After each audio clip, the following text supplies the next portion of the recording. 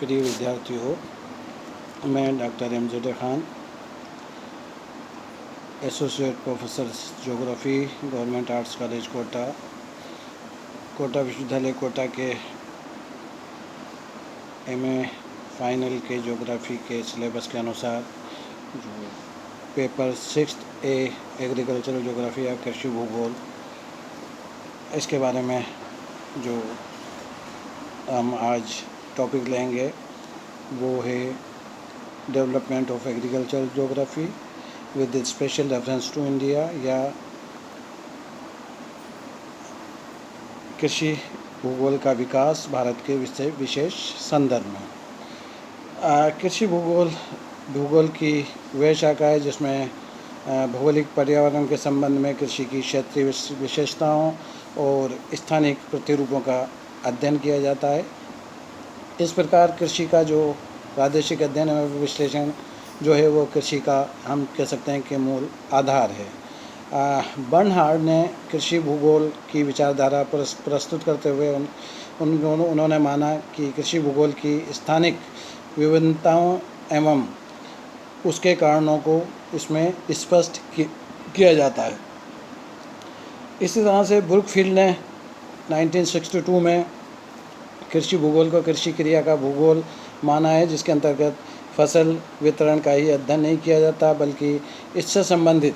विभिन्न पक्षों की क्षेत्रीय भिन्नताओं का भी विश्लेषण किया जाता है। ये जो दोनों विचारधाराएं हैं, इनसे मिलता जुलता जो विचार था वो कृषि भूगोल के संदर्भ में रीड्स का था। उनका विचार था कि विस्तृत अर्थों में कृषि भूगोल कृषि की क्षेत्रीय भिन्नता का वर्णन एवं व्याख्या करना है,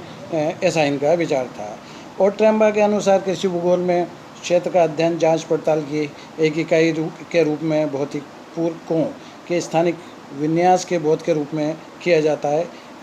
ऐसा इनका विचार था। इसी तरह से साइमन ने कृषि भूगोल को मानव द्वारा भूमि की कृषि कार्य से संबंधित भूगोल माना है, और कृषि भूगोल की जो ये परिभाषाएं जो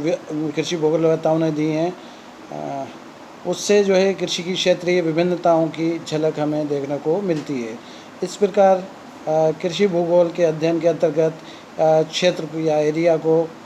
विशेष महत्व दिया गया है। कृषि भूगोल की मान्यताओं, विचारों, संकल्पनाओं और सिद्धांतों कि में समय के साथ परिवर्तन, जैसे हमने भूगोल के विषय में जब बात की थी कि धीरे धीरे इसमें परिवर्तन हुआ है, इसी प्रकार कृषि भूगोल की अगर हम बात करें तो इसमें भी समय के साथ काफ़ी परिवर्तन आया है। धीरे धीरे इस शाखा का इस कृषि भूगोल की शाखा का विस्तार हुआ है, और कृषि भूगोल की संकल्पना भी जो है वो समय के साथ प्रभावित होती रही है। यही कारण है कि आज कृषि भूगोल के अध्ययन में फसलों के क्षेत्रीय विश्लेषण, कृषि पद्धति का विवेचन करना और भौतिक सांस्कृतिक कारकों के प्रभाव और अंतर प्रभाव परिणाम आदि को मुख्य विषय वस्तु के तौर पर स्वीकार किया जाता है। बेने ने जो परिभाषा दी है उसका स्पष्ट अर्थ कह सकते हैं हम कि कृषि भूगोल को भूगोल की एक शाखा के तौर पर परिभाषित किया जा सकता है,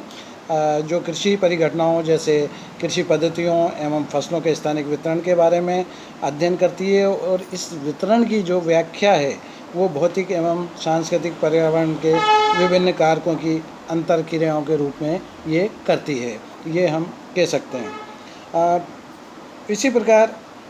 आंद्रई के अनुसार कृषि भूगोल स्थानिक रूप से परिलक्षित भौतिक, सामाजिक एवं आर्थिक अंतर संबंधों सहित कृषि द्वारा रूपांतरित पृथ्वी तल का विज्ञान है, ये हम कह सकते हैं। कृषि भूगोल के एक प्रसिद्ध विद्वान हुए हैं, कृषि भूगोलवेत्ता हुए हैं प्रोफेसर कोस्टोविस्की। इनकी अध्यक्षता में गठित आयोग ने कृषि भूगोल के अध्ययन एवं विषय वस्तु को एक नया मोड़ दिया है, और इसके परिणाम स्वरूप इसमें सामाजिक संरचना का कृषि पर प्रभाव, उत्पादन क्षमता,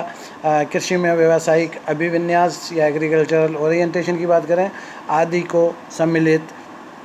आदि जो तथ्य हैं इनको सम्मिलित किया गया है। वर्तमान में जो कृषि भूगोल के कुछ सामान्य संगठनों का जो है समायोजन नहीं है, बल्कि एक दूसरे के साथ